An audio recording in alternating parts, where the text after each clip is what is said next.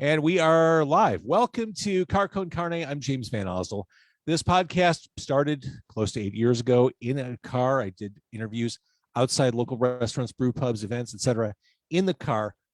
Carcon Carne will return to the car next month. I'm making plans for that. But for now, I'm still doing this virtually. It's been a weird year and a half, close to 2 years at this point, but I'm still doing interviews from home for right now.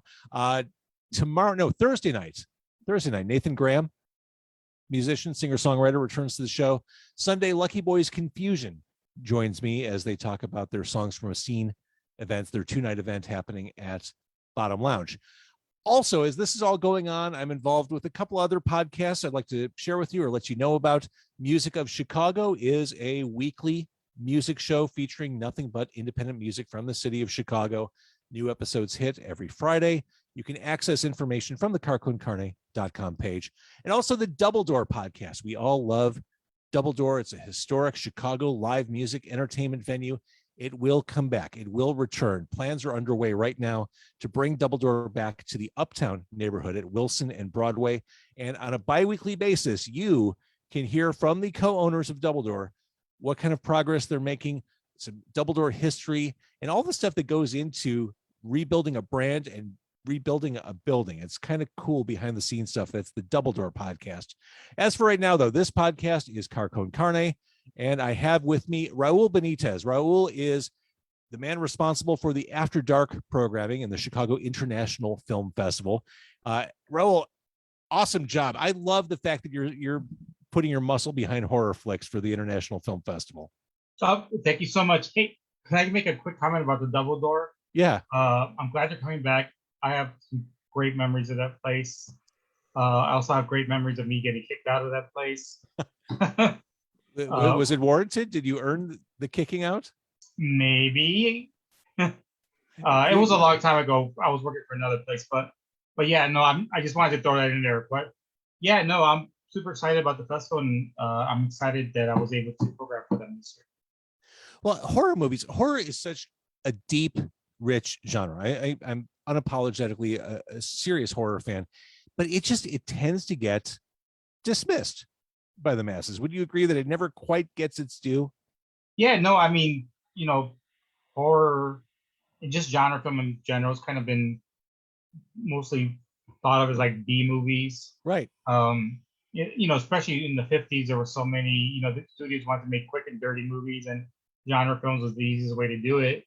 That kind of stigma of the B movie for horror, etc. It's kind of stuck around. But I think things are kind of changing now. For the better. And I should mention the Chicago International Film Festival kicks off. I'm recording this live on October 12th. It kicks off officially on October 13th. It goes until October 24th.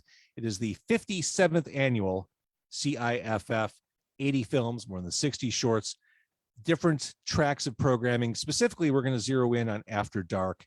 And people can see these movies all over the place at the drive-in, in theaters. They can watch them online. I mean, I love the fact that it really is a film festival that's super accessible to everybody. Yeah, no, that's a change that we did this year. Before, most of the time, the festival was at the AMC in the very East downtown.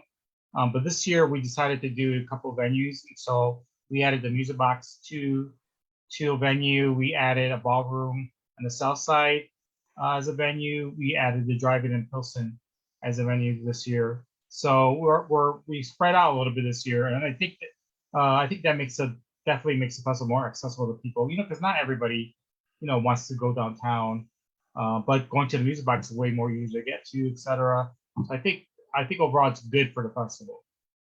100%. And people don't want to go to the theater for a variety of reasons this year. I get it. Speaking of the drive-in, which you mentioned, the one in Pilsen, I love what they've done with that one. And this Friday, it's Friday, right? You're showing Antlers. Yes, we're opening with Antlers. I feel like we've been waiting a long time for that one.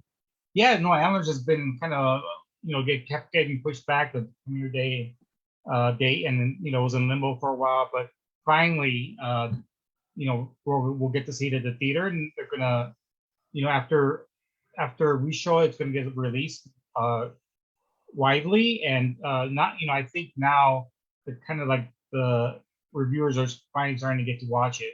I've seen couple of reviews of it already today, actually. So I'm excited to show that to everyone at the drive-in. And for context, or for people who don't know what Antlers is, what is Antlers?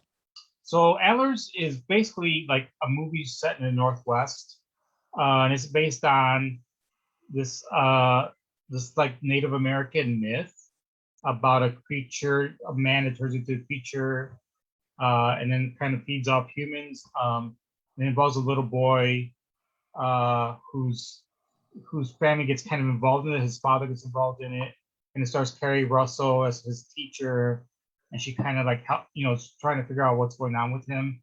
And it's executive produced by Guillermo del Toro, and he made the monster in it. So I think there's a lot to look forward to in that movie. Oh, with Guillermo del Toro, it's going to be visually interesting. Definitely At the is. bare minimum, it's going to be visually cool to watch, something to see.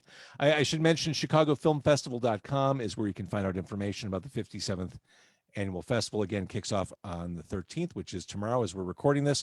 Tomorrow, speaking of After Dark, I mean, one of the biggest commercial horror movies of the year, hands down, is being featured tomorrow at the Music Box, that being Halloween Kills.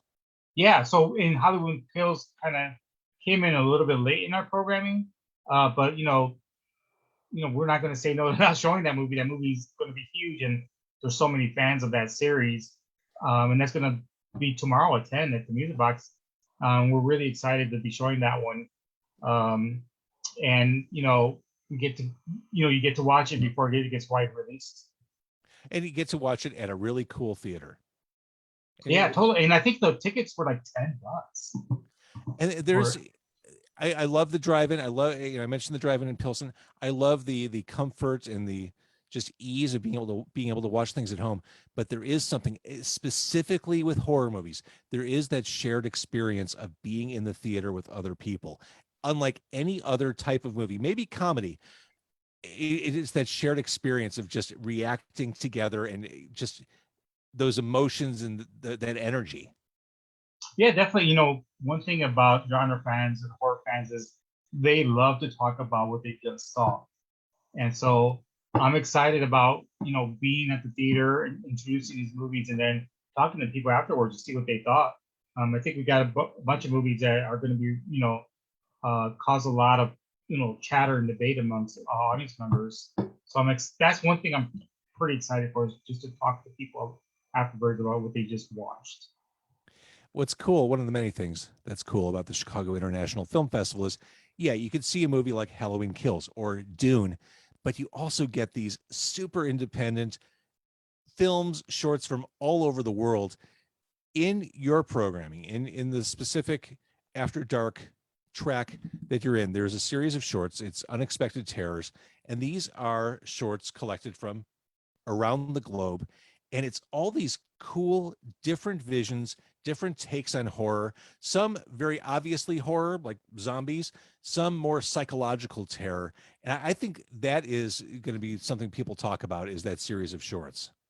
Yeah, I'm super excited to show that one. I try to be a little eclectic in the first program because you have a little leeway there because they're shorts. And the one you just talked about, the last marriage, which is the zombie one, it's funny because it's really, the zombie stuff is the kind of like the other story. The real story is like this couple who are living out through the zombie apocalypse, and they're just having like couple arguments. They're going through a breakup. They're going through a breakup, and that's their focus, and the zombie stuff is just extra. I thought that movie was a really great take on kind of like a zombie story. And other things happen while they're going through this breakup. But yeah, we added in that program, we added this movie called Inheritance, which is about a Black family who owns this house and this land, and they have this ability to see the ghosts and spirits that surround the land. And their daughter is coming of age, and she kind of starts to see the ghosts as well. And there's like this whole like interaction between her and her family over that. And I think that movie's great. Well, what's the one with the tattoo artist? The tattoo artist is Marked. And Marked is about a tattoo artist giving that tattoo to a, a client, and the client notices these tattoos on the tattoo artist, and they kind of start getting into this conversation of, just talking about, he's like asking him about tattoo and what meaning does it have, and the client in the tattoo chair is Eric Roberts, and who doesn't love Eric Roberts? He's in everything. Exactly. And exactly. This movie is like written for him. It's short.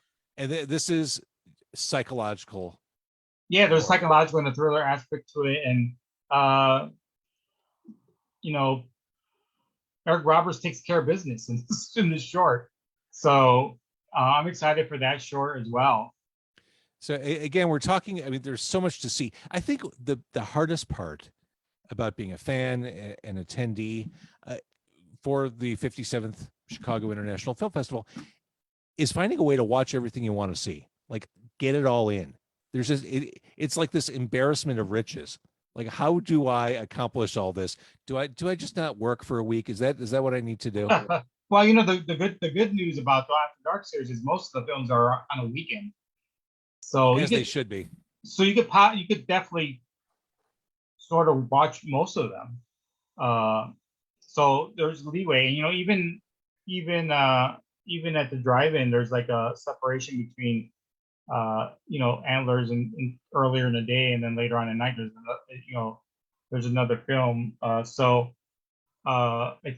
think later on that day is a Hellbender, so you could actually stay at the drive-in the whole time and watch two great movies. Yeah, Hellbender is a movie like this coming of age movie between his daughter and his mother, and they're witches, and the daughter doesn't really know that she's a witch, and she's starting to discover these powers that she has, and her mother has to finally kind of come out to her and tell her, that you are, a descendant of a long line of witches, and like all this other stuff happens, and there's like this dynamic between the mother and the daughter, which I felt was a great twist to witch's story. So there's a Chicago connection, a prominent one on the slate. Broadcast Signal Intrusion.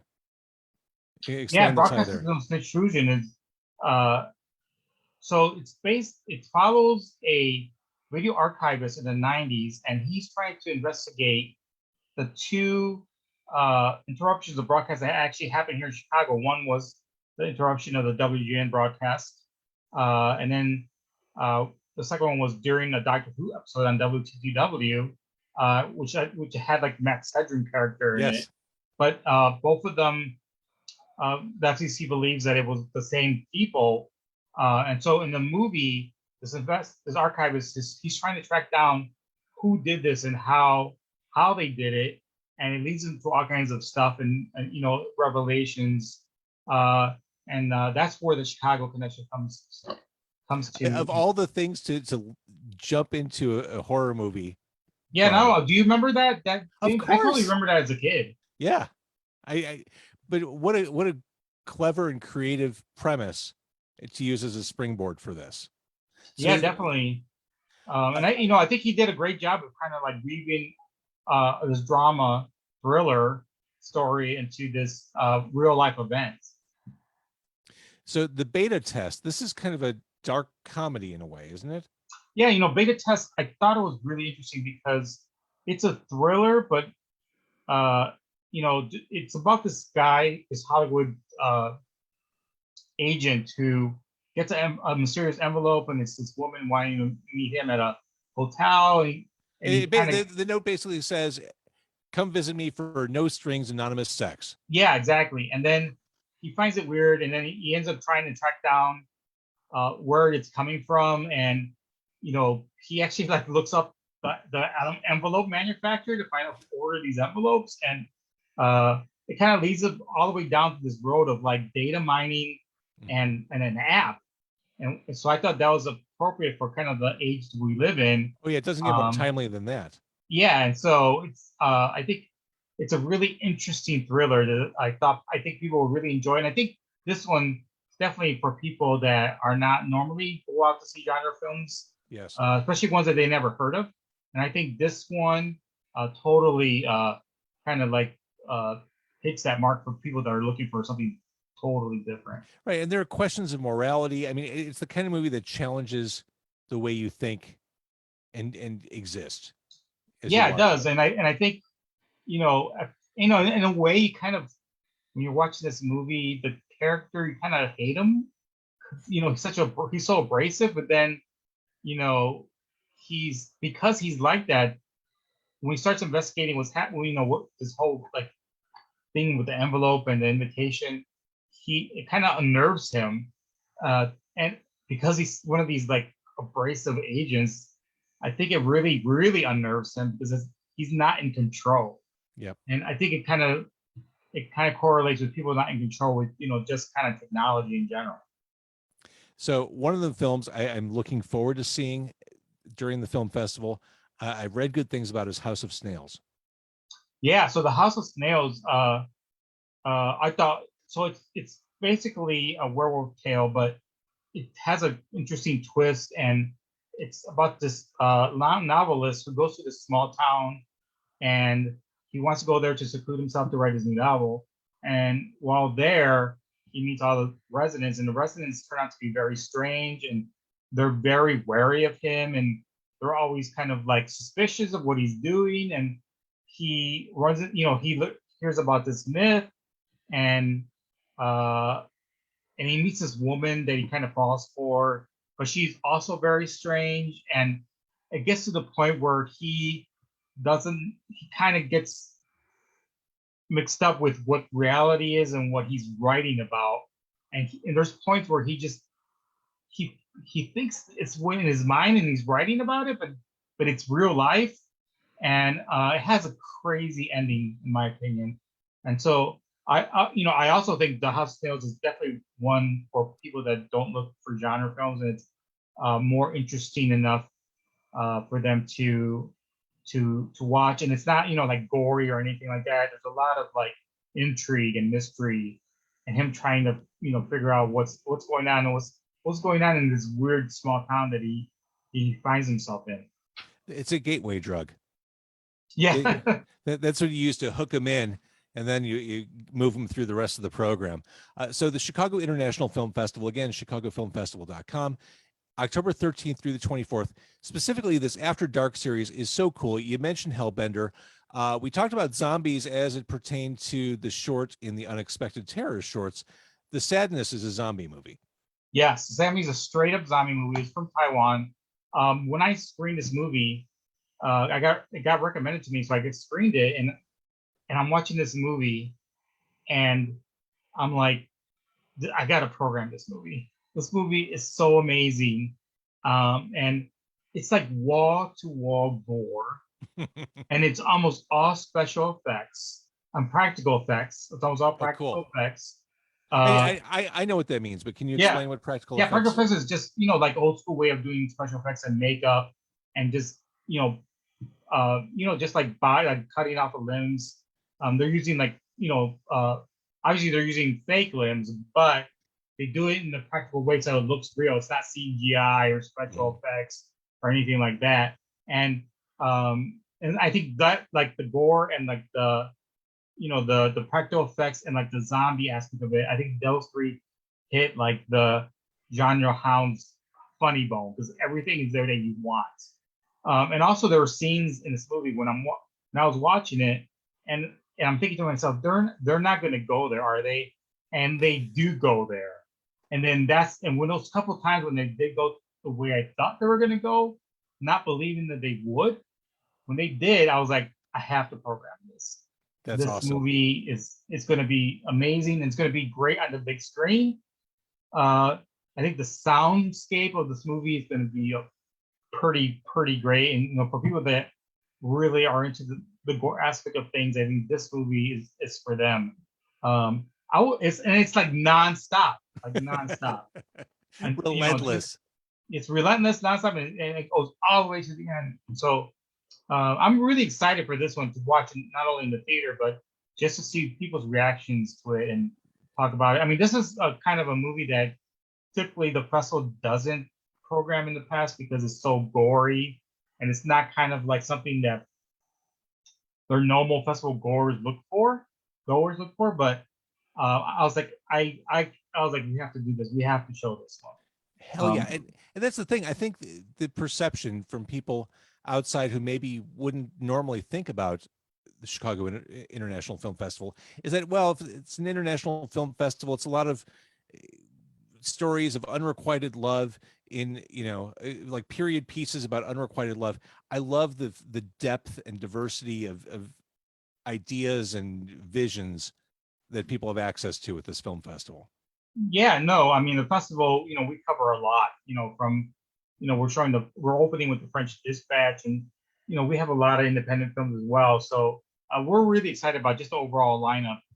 And some great looking documentaries too, especially if you're from Chicago. One on Harold Washington looks awesome.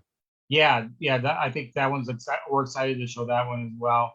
So, but with the After Dark series, this is the first year that they hired me to do the series. So I wanted to really mix it up and add some stuff that I think really speaks to genre fans here in Chicago. And Chicago has a very great genre community, and they come out to see stuff like this.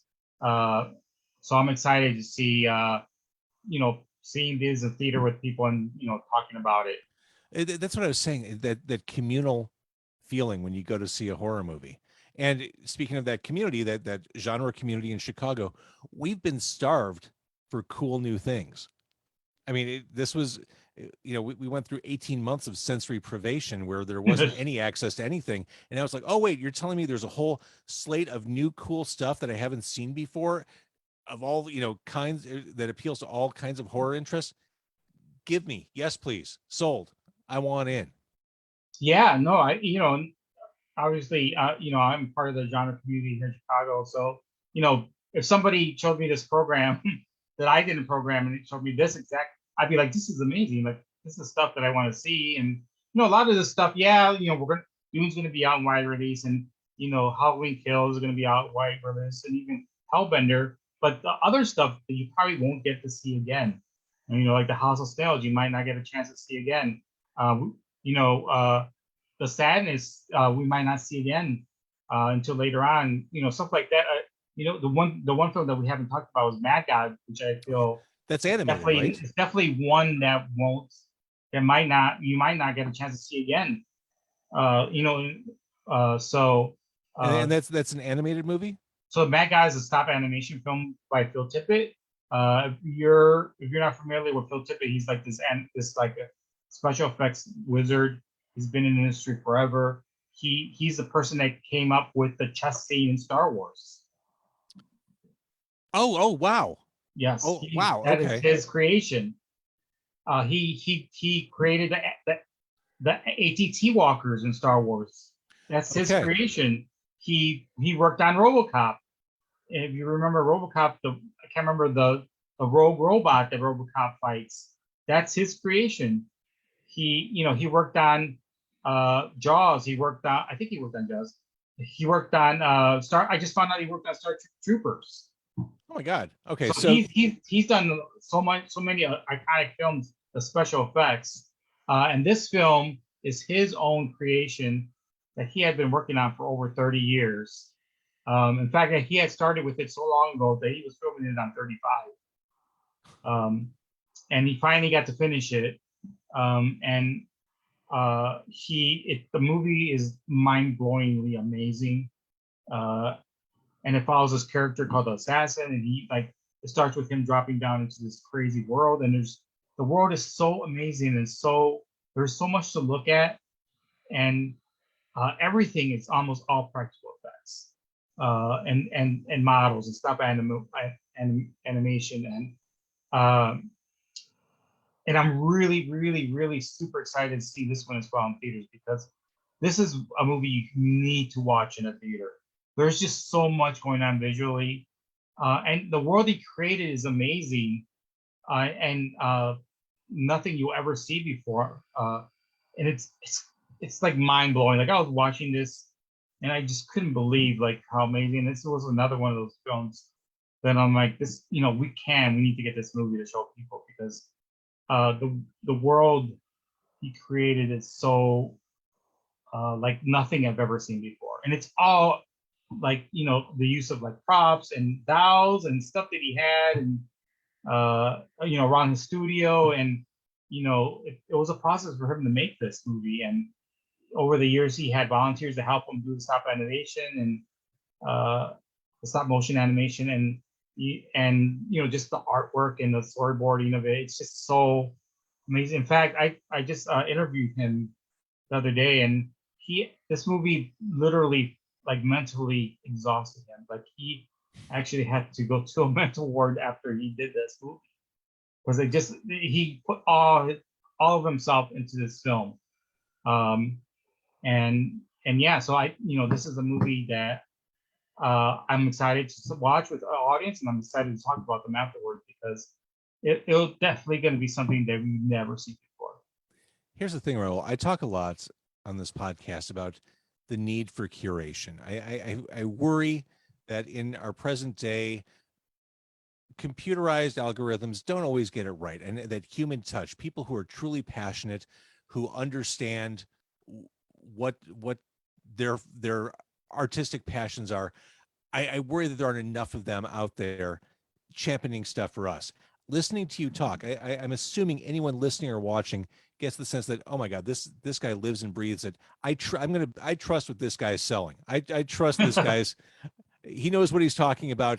It's not like you're just pitching, oh, come see some movies. Like, these are things you're excited about. Like, you're excited about the practical effects in the zombie movie and the sadness. You're excited about. I mean, you're kind of nerding out about Mad God, which is awesome. That tells me I believe it. I'm curation is everything, and I think you did a fantastic job. Yeah, no, thank you. No, I wanted to find films that that really like struck audiences, and I did, I cast my net a little wide to find out what was coming out, what was playing at other festivals, what kind of like touched people's nerve, and it's a little bit of a challenge, for us, for Chicago International, because we're a little bit later in the season, film festival season.